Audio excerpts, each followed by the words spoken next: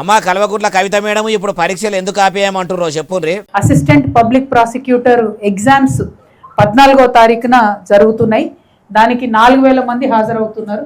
అగో మరి అంతమంది హాజరైతుంటే ఇప్పుడు మళ్ళెందుకు నడమలనే ఆపేయాలని అంటారు. ఆ ముచ్చట కూడా చెప్పుర్రి. ఈ 4000 మందిలో చాలా మంది సర్పంచ్ ఎన్నికలలో పోటీ చేస్తున్నారు. అసిస్టెంట్ పబ్లిక్ ప్రాసిక్యూటర్స్ అంటే వాళ్ళంతా కూడా చదువుకున్న వాళ్ళు, లాయర్లు కాబట్టి వాళ్ళు తీవ్రంగా రిక్వెస్ట్ చేస్తున్నారు, డిమాండ్ చేస్తున్నారు దాన్ని వాయిదా వేయాలని చెప్పి. ఇన్నర ఇట్లా చాలా మంది బుడ్డ వకీళ్ళు అందరు కూడా పంచాయతీ ఎన్నికల్లో పోటీల్లో నిలబడ్డారట.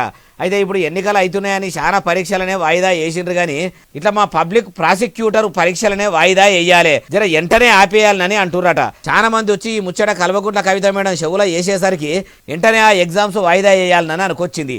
అయ్యా మరి చాలా మంది లాయర్లు పబ్లిక్ ప్రాసిక్యూటర్ నౌకరి కోసం చూస్తుంటారు కాబట్టి ఇట్లా పంచాయతీ ఎన్నికల్లో పోటీ చేసేటోళ్లకు ఎలక్షన్ల నాడే పరీక్ష ఉంటే ఎట్లా సారు ఎట్లా జిరిపడతారు, జర ఇషారా చేసి పరీక్షను వాయిదా చేసి మళ్ళీ నాడు ఎగ్జామ్స్ పెడితే మంచిగుంటుంది అంటుర్రు ఈ ముచ్చటిన్నోళ్ళు.